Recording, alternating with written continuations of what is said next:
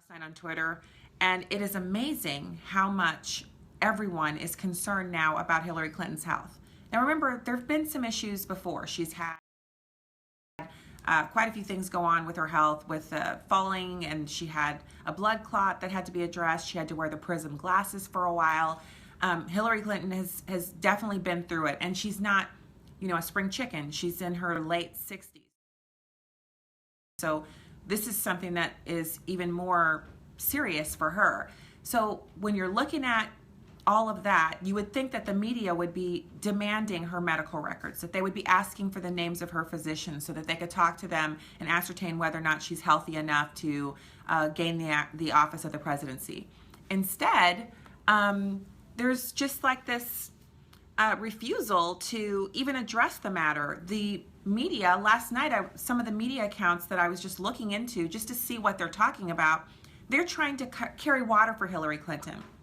Meanwhile, Hillary's health was trending last night on Twitter.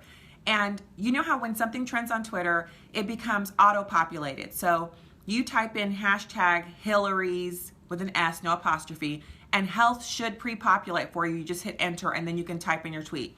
Jack, the owner of Twitter, disabled that function, just shut that algorithm down. Why? Because we don't want Americans sitting up tweeting at 1:30 in the morning like last night about Hillary Clinton's health. We don't want them asking those kinds of questions. Now, if Hillary Clinton was a Republican, they would already be asking for the actual video of her colonoscopy, the way they did with Ronald Reagan, and I believe it was George Bush the younger.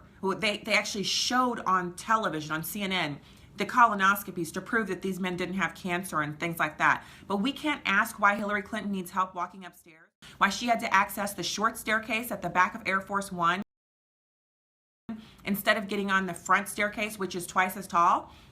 Why at a press event where the press corps was following her campaign back in February, they were told they couldn't film her getting on the plane. They had to get on the plane first. They were taking 2 charter jets. The press corps had to get on their plane first before Hillary Clinton got on hers, so they couldn't see her climb the stairs. Why there's a black guy who dresses like a Secret Service agent, but isn't a Secret Service agent, carries one of those auto injectors to protect her from seizures. It's a seizure auto injector pen, kind of like an EpiPen. He carries this in his hand, not even in his pocket, whenever he's with her. What's going on here?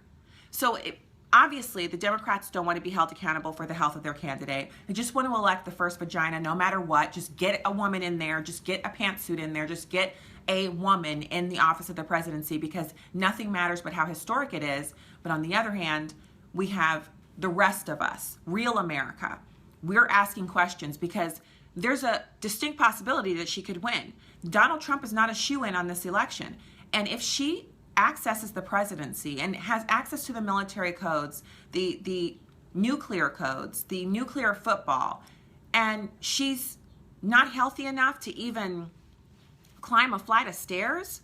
I mean, you've seen the pictures, you've seen the YouTube video over at InfoWars by Paul Watson, where she's having seizures, she can't control her face. She hasn't had a press conference where she would be met by a bank of microphones and a bank of reporters surrounding her in a semicircle. They would all be shouting questions or waiting to ask questions. They would have their camera bulbs flashing. They would have competing sounds, the sounds of the cameras flashing, all of these triggers for seizures. She hasn't had a press conference in 256 days. I mean, these are questions that the press should be asking, not pundits like myself and radio hosts, people who don't have direct access to Hillary Clinton, people who can literally send over a request for comment and get an email back from the campaign immediately. Those individuals should be asking these questions. When do we get the medical records? When do we get the physical? We're less than 100 days from the election. It's go time. Is she healthy enough to be the president? I'd love to know. Bentley, the conservative pup, would love to know. So anyway, I just had to get that out there because I'm not sure why no one else is asking. Millions of Americans want to know. That's how you get stuff trending on Twitter. And others are probably asking as they're sipping their coffee or getting through their email this morning at work. People want to know, is Hillary healthy enough to be president of the United States?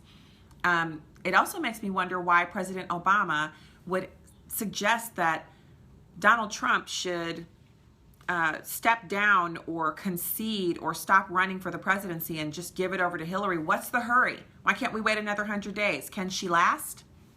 All questions we need answered. So anyway, I'll see you guys around.